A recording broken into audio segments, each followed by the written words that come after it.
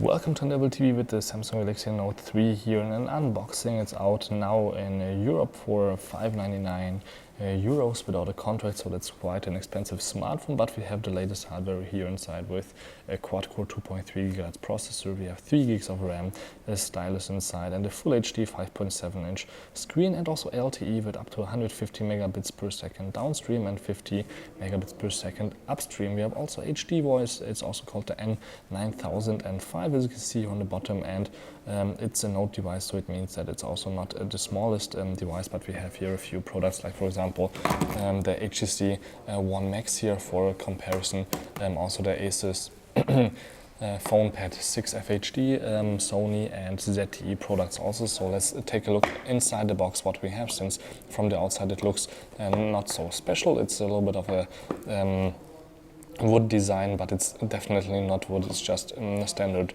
paper, which is probably recycled paper, so that's at least good for the environment. So the first thing you will see here is that we have, of course, the Samsung Galaxy Note in white here on our hands. Looks quite good. On the back also here a little bit plastic Samsung logo. We have the camera, flash, and the stylus here on the bottom. We have also micro USB and some kind of other weird connector here on the bottom. I'm not sure what's that for.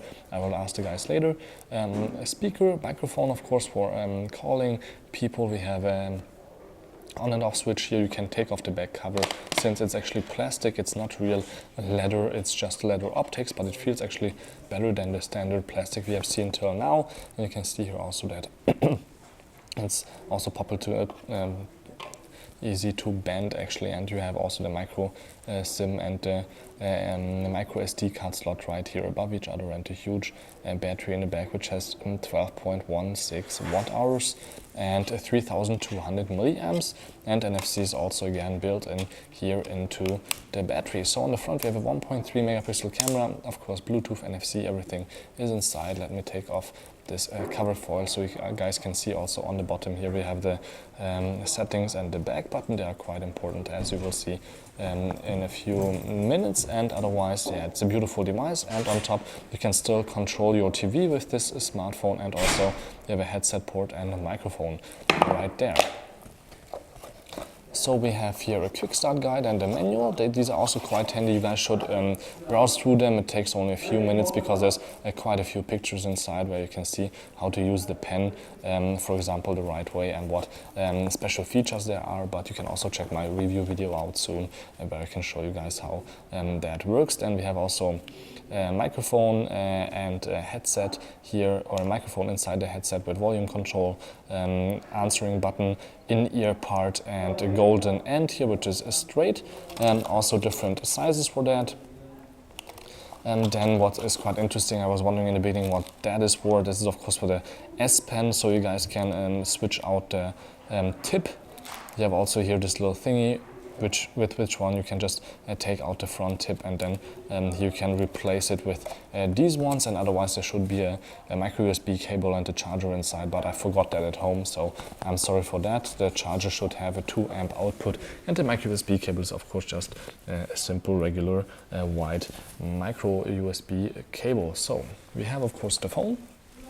When I turn it on, I have to put in right now here my password.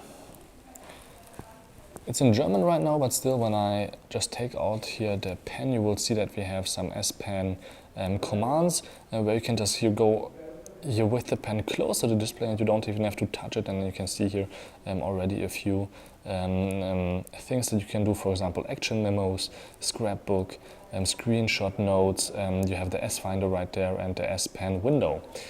So for example here the action memo would mean that you can just open up right away a memo and then you can start typing.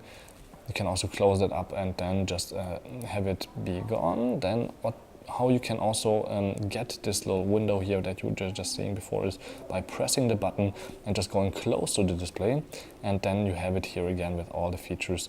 So I can just open up, for example, the S Pen window,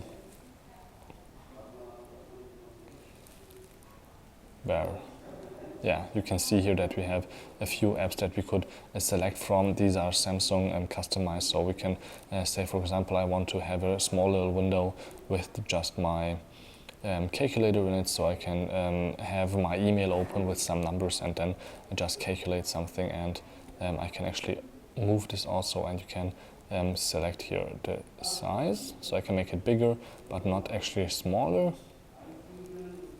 I'm kind of curious if I can make it shorter. No, I can't, but what you can also do is just make it here, go here to a little button, but you can also only have one app at a time here, so I can't open multiple YouTube videos, for example, and have them next to each other. And actually, yeah, just holding it here, I can show you guys that I can open up, for example, now. You can say I want a YouTube window right there, YouTube, and then I have YouTube here, so let me do that again. Here, let me make a little box right there. They can be overlapping, of course, that's not a problem. And then you see here I already have a YouTube, so it just moved right there. What you can also do is just hold it here for a long while, and then you can see that here this little arrow now is gone away, but you can bring it back here by just holding it again, and then you have the possibility to use multi-window stories. Like, for example, you have your Chrome open and you want to have your Hangouts open at the same time because you want to chat. Have, for example, opening up a new Hangout here on the bottom, and I can say, okay, I want to just to have a little Hangout window here for chatting, but otherwise I want to have a lot of space for reading my Chrome thingies, and here I can just move these apps to the side. Or I can open them also up and close them here so they're not annoying me here. But yeah, these are just a few settings. One last thing I want to guys show you is just holding it here on the bottom brings up the S Finder, which means that you can browse through your last memos and emails and everything like that. So that's also quite handy if you would just to look for example to find something that you wrote. But more on that in my full review. Let me just put here the pen away and have a little bit of a comparison, as I promised, with the HTC One Max, for example, in size 5.9 inch against 5.7 inch Full HD, both Full HD of course, so you guys can see that, especially in the terms of thickness, the One Max loses here, but it has of course a fingerprint reader, so that's the specialty there, but it doesn't have otherwise a memo or anything like the stylus feature. Next thing on my list is definitely something that you guys should check out if you're looking for a device with a Note capability for €349 here in Europe now available, the Asus PhonePad FHD Note 6, which means this has also stylus, has a 6-inch Full HD screen. It's a little bit thicker, as you can see, and it doesn't have the infrared, for example, on top, so that's of course a difference.